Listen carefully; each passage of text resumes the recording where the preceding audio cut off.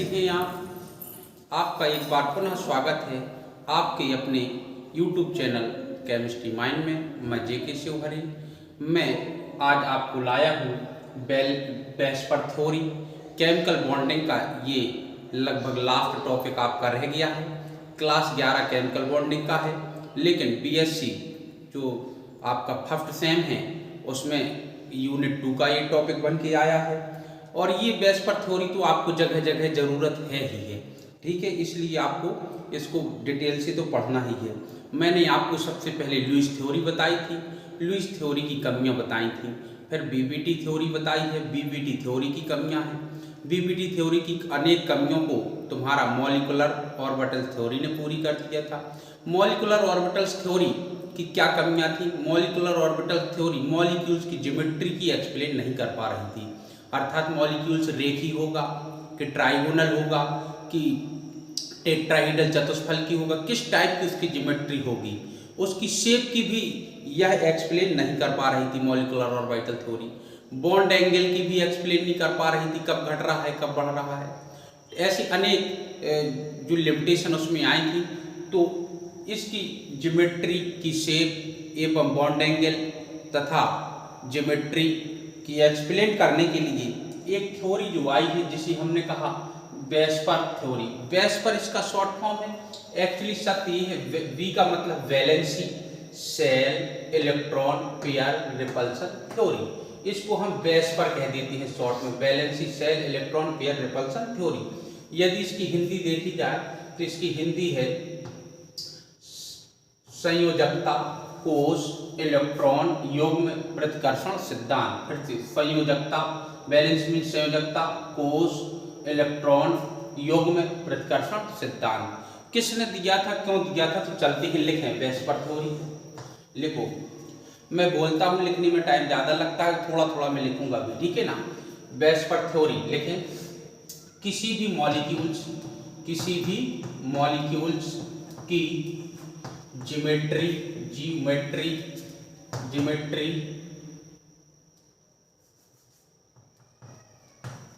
Geometry and shape का निर्धारण करने के लिए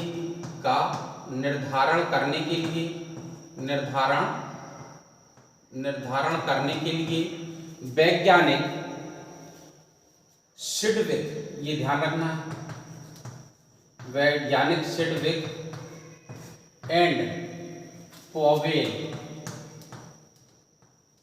ये दो वैज्ञानिक थे, इनको ध्यान रखना।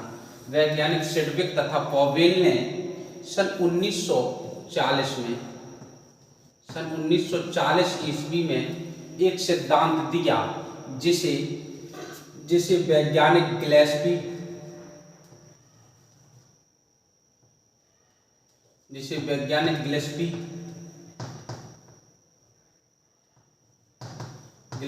तथा नाइहोम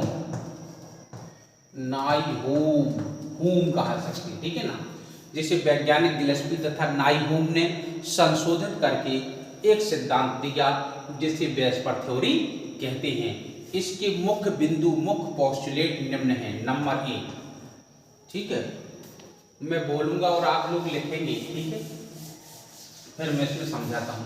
पहला पॉइंट क्या है, लिखें, किसी भी मॉलिक्यूल्स की ज्योमेट्री एवं फेप उस मॉलिक्यूल्स के सेंट्रल एटम में उपस्थित लोन पेयर तथा बॉन्ड पेयर इलेक्ट्रॉन की संख्या पर डिपेंड करता है।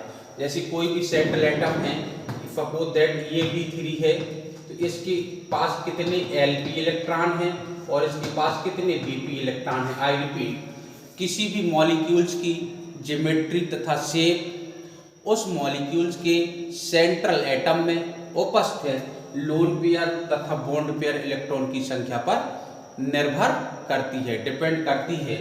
क्योंकि उसी में लिखे, क्योंकि यह Lp तथा Bp इलेक्ट्रॉन्स इस प्रकार से व्यवस्थित होना चाहते हैं जिससे कि इनके बीच की दूरी मैक्सिमम एवं रिपल्सन कम से कम हो।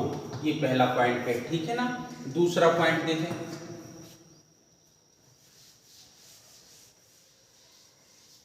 दूसरा पॉइंट, एलपी बीपी की कंपेयर में, एलपी बीपी की कंपेयर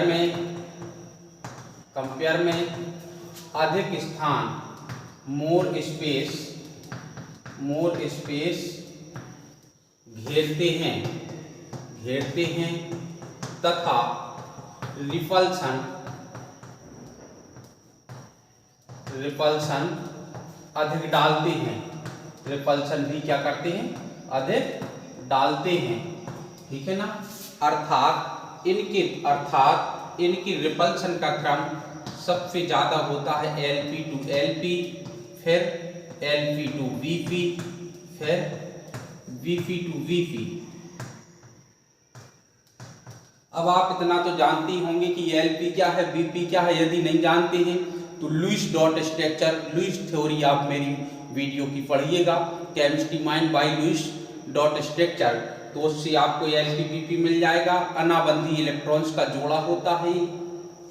बीपी जो बॉन्ड बनाने में पेयर भाग ले रहा है वह बीपी होता है। तो ये रिपल्सन का क्या है, रिपल्सन का डिक्रीजिंग ऑर्डर है। रिपल्सन का डिक्रीजिंग ऑर्डर, सबसे ज्यादा एलपी टू एलपी रिपल्सन लगेगा, फिर एलपी टू बीपी, फिर बीपी टू बीपी। तीसरा पॉइंट देखिए, तीसरा पॉइंट क्या है इसका, तीसरा पॉइंट देखें, ये देखें तीसरा पॉइंट, यदि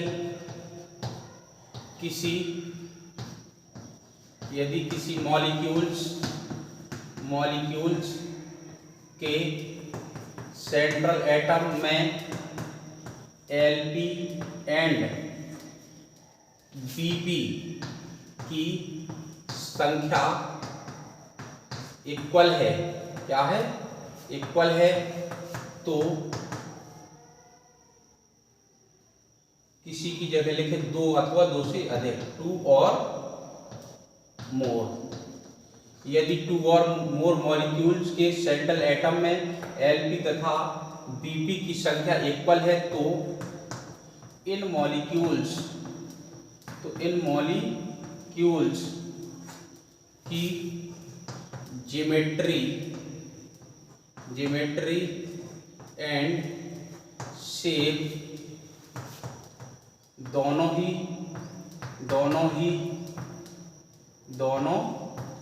ही एक समान होंगी, जैसे NH3 और CH3। ये देखिए आप, NH3 में Lp बराबर कितना है 1 और Bp बराबर कितना है, Bp बराबर है 3, तो इसमें Lp बराबर कितना है 1 और Bp बराबर 3, तो दोनों की ज्योमेट्री और शेप एक समान होगी। ज्योमेट्री होती है टेट्राहीड्रल एंड शेप होगी आपकी पिरामिडल।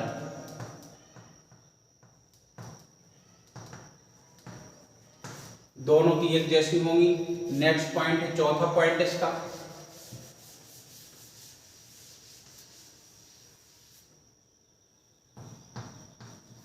यदि molecules AB2, AB3, AB4, AB5, AB6, AB7 type का है, कैसा है, टाइप का है, और इसके सेंट्रल एटम A के पास Lp 0 हैं, तो मॉलिक्यूल्स की ज्योमेट्री एंड शेप दोनों एक समान होती हैं। कैसी होती हैं? एक समान होती हैं। ठीक है, इस पॉइंट को समझते हैं जैसे, ठीक है ना। अब ये तो मेमोरी वाला पॉइंट है, इसको आपको याद ही करना है। देखिए कैसे, मैं कुछ मॉलिक्यूल्स आपको दिखाता हूँ और इसको समझाने का प्रयास करता हूँ, आप एक ही बार में समझ जाएं, ऐसी मेरी सोच है। लेकिन this is imaginary point because आपका माइंड ही कुछ ऐसा है। देखें, Ab2 मॉलिक्यूल्स Ab2, ठीक है ना, और Ab3 और Ab4 और Ab5, Ab6, Ab7, ठीक है। अच्छा, सेंट्रल एटम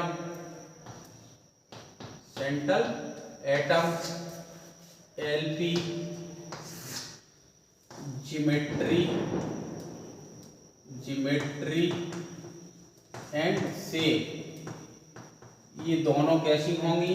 एक जैसी होंगी। देखो, सबका सेंट्रल एटम तो ए है, ठीक है ना। 1 2 3 4 5 6, ठीक है, अच्छी बात है। अब देखो Lp सब पे कितना है? 0। ये रूल तभी फॉलो होगा जब तुम्हारा Lp 0 है। ये रूल तभी लगेगा जब तुम्हारा Lp 0 है। ज्योमेट्री और शेप दोनों एक जैसी होंगी। अगर Ab2 है तो बेटा होगी ज्योमेट्री एंड शेप लिनियर। कैसी होगी? लिनियर। लिनियर मीन्स होती है रेखीय, ठीक है, हिंदी में। अगर Ab3 है तो ये होती है ट्राइगोनल। बना के दिखा दूं क्या? ठीक है, ये होगी ऐसी ट्राइगोनल। ये कैसी होगी? ऐसे, ठीक है। ये होगी 180 अंश कोण होगा इसका, ठीक। ट्राइगोनल कैसी होगी?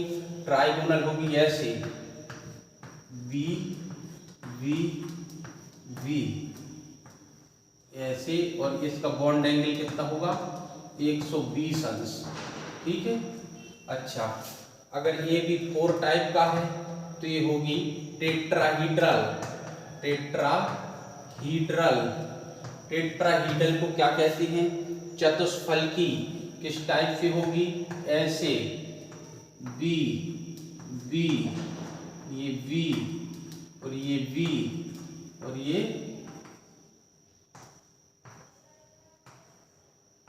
ये हो जाएगी चतुष्फलकी, ठीक है ना। अब ये है तो ये कैसी होगी आपकी बेटा? पेंटागोनल।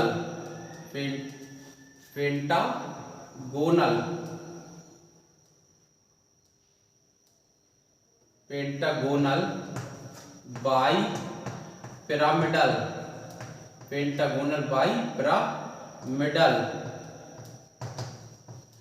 इसको कहते हैं हिंदी में पंचकोणी। इसके लिए ये होगी ट्राइगोनल बाई पिरामिडल।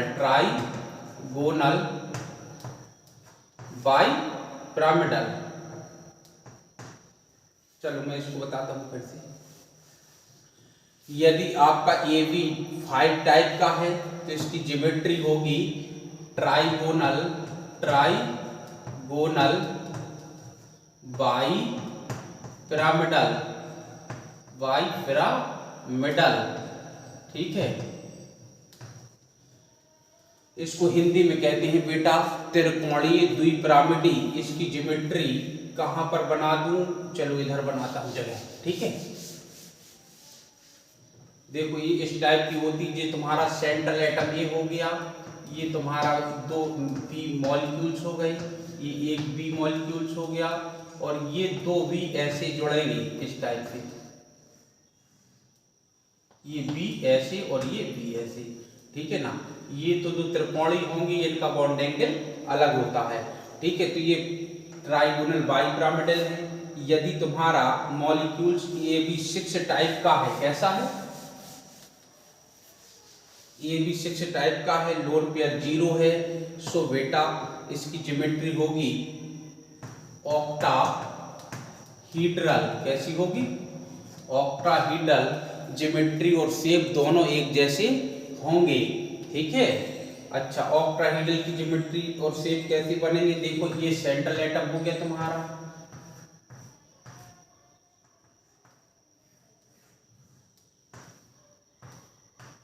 इसकी इस टाइप से ये ऑक्टाहीड्रल ज्योमेट्री बनती है, ठीक है।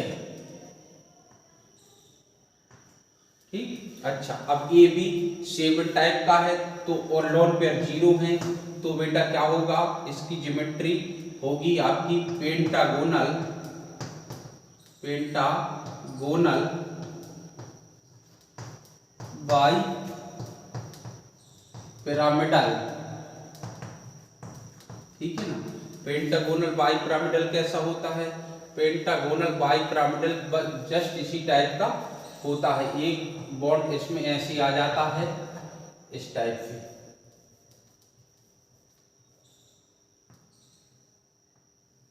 इस टाइप का हो जाता है। ये पेंटागोनल बाई पिरामिडल है आपका, ठीक है। तो ये आपकी ज्योमेट्री है। अगला पॉइंट है, ये कब मान्य है?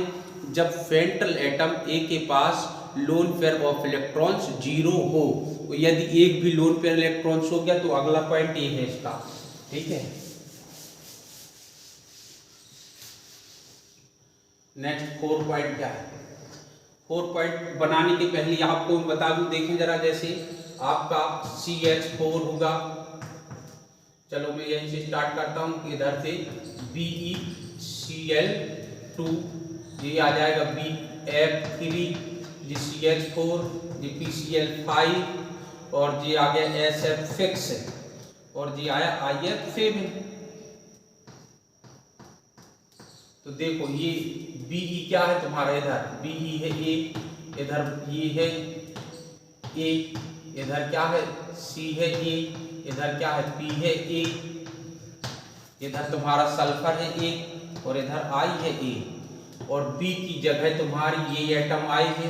तो देखो इसकी ज्योमेट्री फिर से क्या हो जाएगी? रेखीय, लिनियर।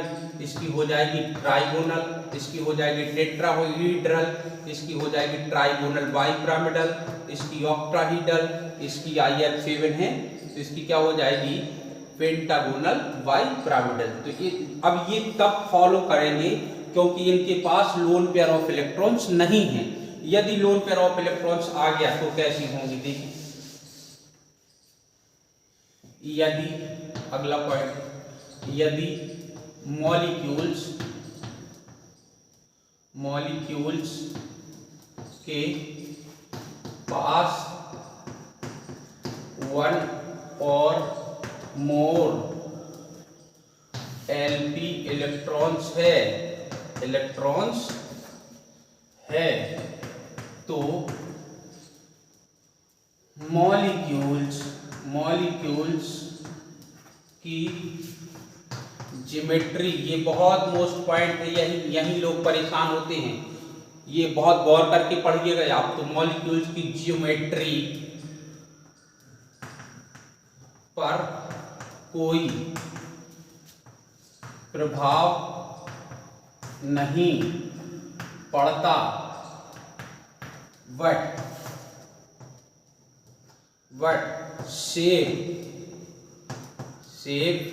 डिस्टॉर्टेड हो जाती है,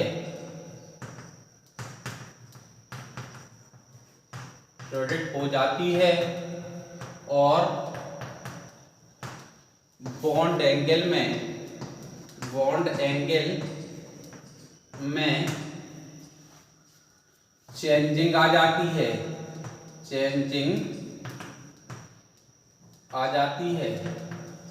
यही दमदार पॉइंट है जो कि आप लोग यही परेशान होते हैं। ज्योमेट्री पर कोई प्रभाव नहीं पड़ता है लेकिन शेप डिस्टॉर्टेड हो जाती है। जैसे मैं दिखाता हूं आपको कुछ मॉलिक्यूल्स लिख करके, ठीक है। अच्छा अब देखो, जैसे ये मॉलिक्यूल्स हैं आपके, ठीक है, ये सेंट्रल एटम है, ये Lp है, ये Bp है, ये तुम्हारी Lp प्लस Bp है, ठीक है ना। अब ये ज्योमेट्री है,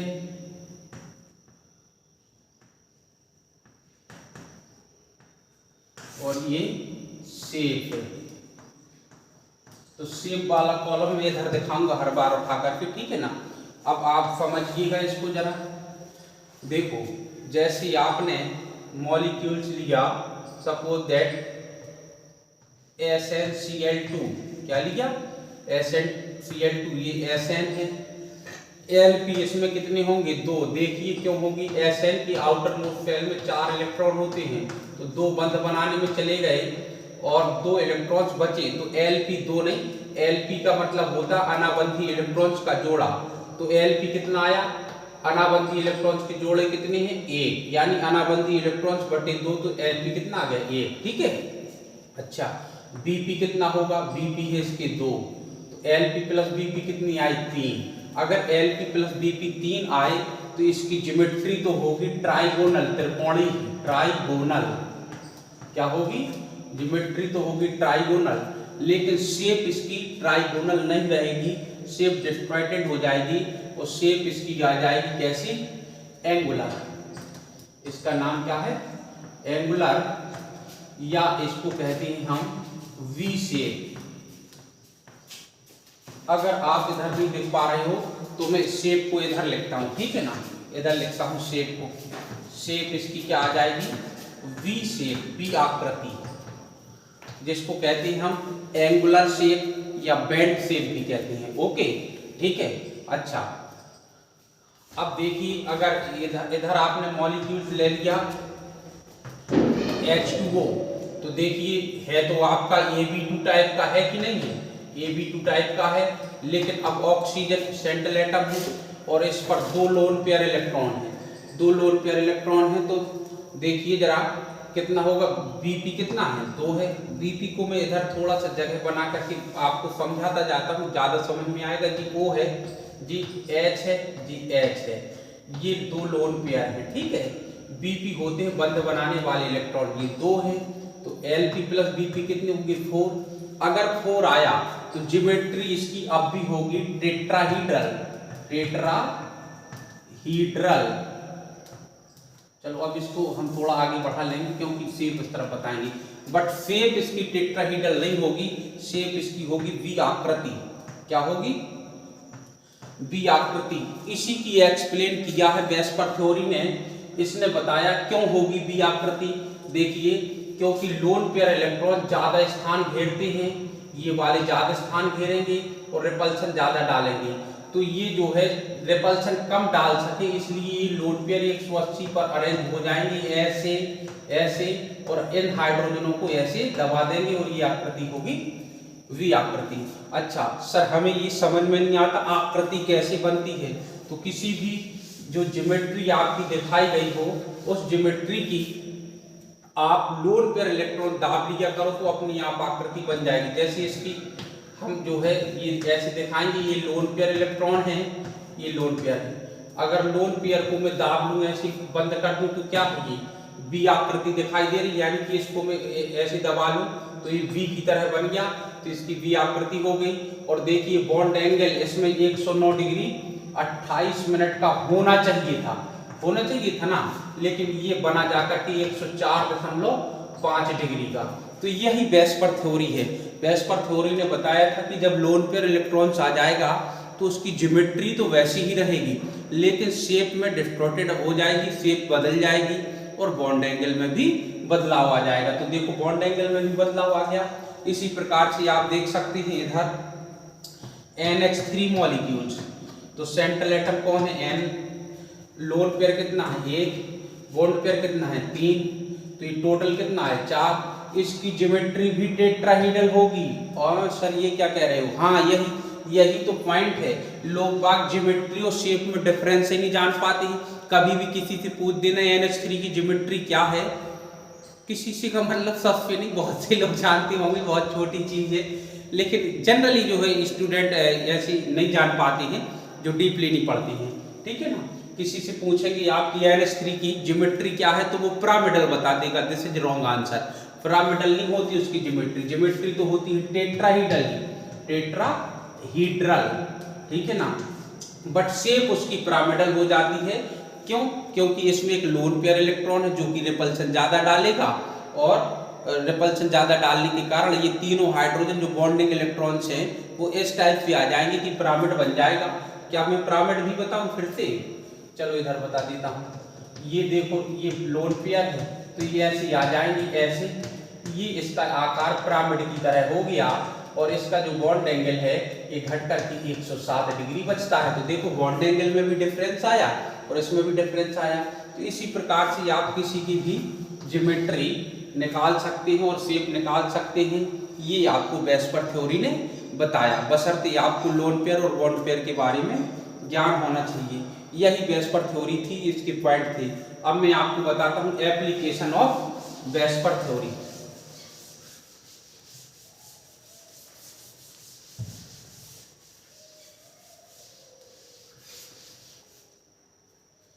लिखेंगे application of valency shell electron pair repulsion theory. तो लिखो वेस्पर थ्योरी का मुख्य अनुप्रयोग, मुख्य एप्लीकेशन किसी भी मॉलिक्यूल्स में बिना हाइब्रिडाइजेशन की हेल्प किए हम मॉलिक्यूल्स की ज्योमेट्री का अनुमान लगा सकते हैं। आई रिपीट, वेस्पर थ्योरी का मुख्य एप्लीकेशन यह है कि हम किसी भी मॉलिक्यूल्स की ज्योमेट्री एवं शेप की एक्सप्लेनेशन बिना हाइब्रिडाइजेशन की हेल्प लिए हुए कर सकते हैं। जैसे देखो number 1, explain of geometry of CH4 molecules, ठीक है ना। तो अब अगर आप मुझसे लिखवाने की कोशिश करेंगे तो ये वीडियो बहुत बढ़ जाएगा, इसलिए मैं आपको समझाता हूँ और बोलता हूँ। वीडियो को पॉज करके आप लिखिएगा जब भी लिखना हो, ठीक है ना। और इधर आप केवल समझ लीजिए। तो देखिए इधर हम क्या लिखेंगे, वी नो दैट, एहन कैसा बन रहा है, वी नो दैट, ठीक है ना। क्या वी नो दैट? सर जबरदस्ती आप तो जानते हैं, हम नहीं जानते हैं, तो आपको जानना पड़ेगा ना। We know that central atom इसका कौन है, कार्बन है, ठीक है ना। अच्छा कार्बन है तो 4 बंध बनाए हैं, यस बनाए हैं, तो ये BP हुआ, ये BP हुआ, ये BP हुआ, ये BP हुआ। तो हम कहेंगे, हम जानते हैं कि CH4 के सेंट्रल मॉलिक्यूल्स कार्बन के पास 4 जोड़े इलेक्ट्रॉन्स हैं, 4 पेयर ऑफ इलेक्ट्रॉन्स हैं, इसलिए 4 पेयर ऑफ इलेक्ट्रॉन्स, इसलिए इसकी ज्योमेट्री तथा शेप कैसी होना चाहिए, चतुष्फलकी होना चाहिए। इसका मुख्य कारण यह है कि यह सभी जोड़े, यह चारों जोड़े वेस्पर थ्योरी के अनुसार इस प्रकार अरेंजमेंट होना चाहते हैं जिससे कि इनके बीच की दूरी मैक्सिमम तथा रिपल्सन कम से कम हो, और इस व्यवस्था को धारण करने के लिए इनकी ज्योमेट्री एवं शेप दोनों ही चतुष्फलकी होंगे, जिसे निम्न प्रकार से दर्शा सकते हैं। ऐसा ही क्यों होगा? क्योंकि इनकी बीच की दूरी ज्यादा से ज्यादा रहे, रिपल्सन कम से कम रहे, इसके लिए इसको ऐसा ही शेप धारण करना पड़ेगा, ठीक है। थोड़ा सा और अच्छा बनाता हूं चित्र। ये देखिए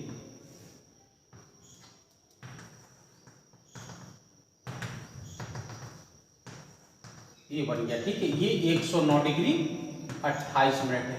सर ये कैसे पता? ये बेटा आपको याद ही करना पड़ेगा, बिकॉज दिस इज क्या है, आपका लेबोरेटरी डाटा है, एक्सपेरिमेंटल वैल्यू है, ये आप नापेंगे मॉलिक्यूल्स को देख करके, ठीक है। अच्छा किसका कम किसका ज्यादा ये तो अनुमान लग सकता है, लेकिन ये नहीं, ये एक्यूरेट कितना है ये नहीं लग सकता है।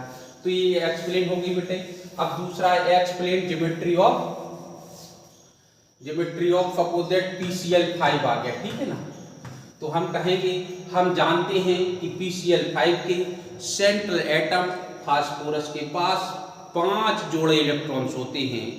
अतः कितने जोड़े इलेक्ट्रॉन होते हैं? 5 जोड़े। अतः वेस्पर थ्योरी के अनुसार यह इस प्रकार से व्यवस्थित होना चाहेंगे कि इनके बीच की दूरी ज़्यादा से ज़्यादा और रिपल्सन कम से कम रहे।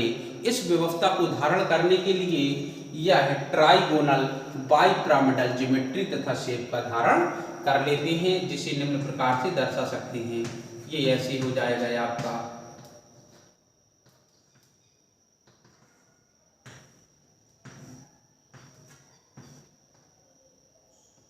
ठीक है ना। ये आपके कहलाते हैं एक्सियल बॉन्ड। क्या कहलाते हैं? एक्सियल बॉन्ड, ठीक है ना। और ये कहलाते हैं इक्वेटोरियल बॉन्ड। इक्वेटोरियल बॉन्ड, ठीक है ना। इस बंध की लंबाई, ये जो बॉन्ड है इस वाले की, मैं मान लेता हूं सपोज दैट ई, और इसको मान लेता हूं ए, इक्वेटोरियल को, ठीक है ना। सॉरी, इसको मान लेता हूं मैं ए, इसको मान लेता हूं ई। तो तुम देखोगे ई इज ग्रेटर देन ई। सदैव इस बंध की लंबाई इस बंध से ज्यादा होती है, इसलिए PCl5 को गर्म करेंगे तो ये दोनों क्लोरीन आउट हो जाती है, ठीक है ना। अच्छा, और किसकी ज्योमेट्री, चाहे जिसकी ज्योमेट्री की एक्सप्लेन कर लो। अब केवल इसकी ज्योमेट्री, जैसे ये आया तुम्हारा NH3 की ज्योमेट्री की एक्सप्लेन करना है, तो NH3 की ज्योमेट्री की एक्सप्लेन करनी है तो अपन लिखेंगे, हम जानते हैं कि NH3 के सेंट्रल एटम नाइट्रोजन के पास कितने इलेक्ट्रॉन होते हैं? Bp कितने हैं बेटे? 3, और Lp कितने हैं? 1। तो हम कहेंगे नाइट्रोजन के सेंट्रल एटम के पास 4 पेयर्ड ऑफ इलेक्ट्रॉन होते हैं, पेयर्ड ऑफ इलेक्ट्रॉन होते हैं। इसलिए इसकी ज्योमेट्री तथा शेप कैसी? टेट्राहेड्रल होनी चाहिए। लेकिन इस 4 पेयर्ड ऑफ इलेक्ट्रॉन्स में 3 तो बॉन्ड पेयर, लेकिन एक लोन पेयर इलेक्ट्रॉन्स होता है। और वेस्पर थ्योरी के अनुसार lone pair electrons bond pair की कंपेयर में कुछ ज़्यादा स्थान घेरता है और रिपल्सन ज़्यादा डालता है। इसलिए इसकी शेप ज्योमेट्री तो टेट्राहेड्रल ही रहती है, लेकिन शेप बदल करके पिरामिडल हो जाती है। जैसे इसको हम ऐसे दर्शा सकते हैं, और इसका बॉन्ड एंगल भी बदल जाता है। ये Lp है तुम्हारा, और ये इस टाइप से आ जाएगा। इसका बॉन्ड एंगल कितना हो जाता है? 107 डिग्री, जबकि होना चाहिए 109 डिग्री 28 मिनट। तो इसी प्रकार से हम किसी भी मॉलिक्यूल्स की ज्योमेट्री एवं शेप निकाल सकते हैं। इसके लिए मैं आपको अब एक ऐसा फॉर्मूला बताता हूं जिससे आप किसी भी मॉलिक्यूल्स की ज्योमेट्री शेप कुछ भी निकाल सकते हैं, ठीक है ना। वो फॉर्मूला है आपका, देखिएगा जरा कैसे। जैसे आप इसमें लिख लेंगे आप Pp या सिग्मा बॉन्ड, और इधर लिख देंगे आप बेटे Lp। क्या लिख देंगे? सिग्मा बॉन्ड और Lp। अब देखो सिग्मा बॉन्ड Lp, अब इधर मेरा है क्या? कोड निकालने का। Very very late 21, 22, 23।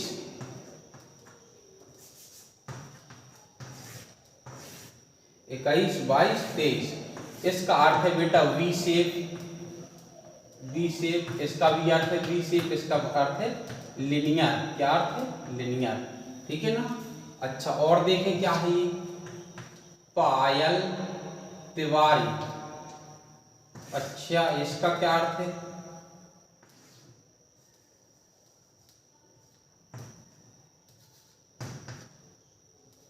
सीधे साधे SP। तो इस और भी बता दूंगा, ठीक है। इतना आप देखिए जरा, ठीक। इसको आएगा ये कितना? 31, और ये हुआ 32, ये हुआ आपका 41, और ये हुआ 42, ठीक है ना। और इधर से अगर थोड़ा सा और लिख दूं तो ये होगा, चलो 51, ये होगा 61। तो सीधे साधे SP को स्पाइस, और ये है 2, ठीक है। अच्छा, इसका मतलब है लीनियर, इसका मतलब है पिरामिडल। क्या है? पिरामिडल। इसका मतलब है टी आकृति, टी शेप। इसका मतलब है शीशा शेप होती है, शीशा शेप। इसका मतलब है एसपी का मतलब है स्क्वायर प्लेनर। कहाँ लिख दूं स्क्वायर प्लेनर? इधर ही लिख देता हूं, स्क्वायर प्लेनर, ठीक है ना। और एसपी, एसपी का मतलब होता है, इधर लिख देता हूं, एसपी का मतलब है स्क्वायर, स्क्वायर पिरामिडल, पिरामिडल, ठीक है ना। और डीओ का मतलब है डिस्टोर्टेड ऑक्टाहेड्रल, डिस्टोर्टेड ऑक्टाहेड्रल। इस सूत्र से आप किसी भी मॉलिक्यूल्स की ज्योमेट्री को निकाल सकते हैं। अच्छा सर, हमें यकीन नहीं आता। अभी दिखवाता हूं कैसे नहीं यकीन आता। इससे बचकर के आपका कोई मॉलिक्यूल्स नहीं जा सकता है। कैसे? जिस पे लोन पेयर इलेक्ट्रॉन नहीं है तो वो तो क्लियर है वेस्पर थ्योरी से, लेकिन अगर एक भी लोन पेयर इलेक्ट्रॉन आ गया तो ये सूत्र आपका काम करेगा। देखना जरा, मैं इधर से लगाता हूं, ठीक। जैसे है आपका ये सपोज दैट SnCl2, चेक करो जरा, SnCl ये लोन पेयर। तो देखो लोन पेयर कितना है? एक। और सिग्मा बॉन्ड कितने हैं? दो। तो 2 और 1, 21 नंबर पे देखो जरा क्या शेप होगी इसकी। अरे सर ये तो बड़ा मजेदार है। हाँ ऐसा ही है इसका, ठीक है ना। वेरी वेरी लेट, पायल तिवारी, सीधे साधे, एसपी को स्पाइस का मोबाइल दो या स्पाइस दो, ठीक है। या जो भी तुम्हें समझ में आए वो कोड बना लो, ठीक। अच्छा ये हो गया। अब और देखें जरा, अब इसको मैं मिटा करके थोड़ा जगह बनाता हूं। देखो इधर ये H2O है, हाँ OH, और ये रहा लोन पेयर। तो बताओ जरा सिग्मा बॉन्ड कितने हैं? देखो सिग्मा बॉन्ड कितने हैं? ये सिग्मा 2। लोन पेयर कितने? 2। 22 नंबर क्या है? V शेप, इसका भी बेल्ट शेप होगा, ठीक। अच्छा और देखें जरा, और क्या है? देखिए XeF2, XeF2। अब बताओ जरा, Xe सेंट्रल है, हाँ है जी, F हुआ जी, F हुआ। तो कितने Xe की आउटर मोस्ट शेल में 6 इलेक्ट्रॉन थे ना, तो 1 2 3 4 5 6 अभी बचे। तो कितने लोन पेयर हो गए? 3 लोन पेयर हो गए। तो सिग्मा बॉन्ड कितने? 2। लोन पेयर कितने? 3। तो 23 नंबर पे कौन चला गया जाकर के? लीनियर। इसकी शेप होगी बेटा लीनियर। किसी का भी आप निकाल सकते हैं, इस जगह ऐसा कोई नहीं बचेगा। जैसे ये है तुम्हारा XeF4, तो ये XeF तो सिग्मा बंद कितने? Sigma bond plus LP। तो सिग्मा कितने हैं? 4। LP कितने होंगे इसमें? 2, क्योंकि 4 बच गए कि नहीं बच गए। तो 42 नंबर पे आप चले जाइए। 42 नंबर पे ये क्या है? SP यानी स्क्वायर प्लेनर। कैसा होगा? Square planar. अब आप स्क्वायर प्लेनर ना जानते होंगे तो मैं स्क्वायर प्लेनर आपको बता देता हूँ, सब ज्योमेट्री बता देता हूँ। इसकी क्या? F4 की ज्योमेट्री क्या होगी? स्क्वायर प्लेनर, स्क्वायर प्लेनर कैसी होती है स्क्वायर प्लेनर? ये रहा सेंट्रल एटम, ये F, ये F, और ये लोन पेयर है, ये लोन पेयर है। ये स्क्वायर प्लेनर है। किसी की भी ज्योमेट्री आप निकाल सकते हैं। अब मुझे आप निकाल करके दिखाना। मैं एक माइनस वाले का और बता देता हूँ, नहीं तो आप कहेंगे सर आपने माइनस वाले का नहीं बताया। जैसे ये है आपका ICl2 माइनस, चेक कर लो, ये I है बेटा, ये Cl है, ये Cl है। I की आउटर मोस्ट शेल में कितने इलेक्ट्रॉन होते हैं? 7। 2 बना चुका है ये, तो कितने बचे? 5। 1 2 3 4 5। अच्छा एक बाहर से इलेक्ट्रॉन आया ए, तो कितने लोन पेयर हो गए? 3 लोन पेयर हो गए। तो sigma bond plus LP। Sigma bond कितने हैं? 2। LP कितने हैं? 3। तो 23 नंबर पे क्या हुई इसकी ज्योमेट्री? लीनियर ज्योमेट्री होगी इसकी, लीनियर। बनेगा कैसे? बनेगा ऐसे, ये है I, ये लोन पेयर, ये लोन पेयर, और ये लोन पेयर, और ये Cl, ये Cl। तो देखो अब इसकी ज्योमेट्री तो कुछ भी हो सकती है, लेकिन शेप आपको बताना है। तो शेप ज्योमेट्री क्या होगी, 1 2 3 4 5। तो ज्योमेट्री ज्योमेट्री ज्योमेट्री 5 नंबर पे क्या होती है बेटा, ज्योमेट्री होगी इसकी ट्राइगोनल, ट्राइगोनल बाइपिरामिडल, बाइपिरामिडल, ठीक है ना, पिरामिडल। लेकिन शेप क्या होगी, शेप देखिए, शेप का करिश्मा देखिए आप लोन पेयर पर मिटा दीजिए, लोन पेयर हटा दीजिए तो क्या आ गई, रेखी, लीनियर हुई, लीनियर की नहीं हुई। तो क्या आपको समझ में आया? अगर समझ में आया तो आप कुछ मॉलिक्यूल्स में दे रहा हूं, एक और आपको बता देता हूं, ठीक है ना। NH3 पिरामिडल जानती हूं मैं, दे रहा हूं एक्स की, एफ की ज्योमेट्री बताना है आपको, और आपको बताना है ICl3 एक माइनस की ज्योमेट्री। इन दोनों की ज्योमेट्री और शेप दोनों ही लिख करके बताना, दोनों अलग अलग निकलेंगी, ठीक है ना। आई होप आपके समझ में आया होगा। अब इसकी जो लिमिटेशन है वो मैं ऐसी बता दे रहा हूं आपको, लिमिटेशन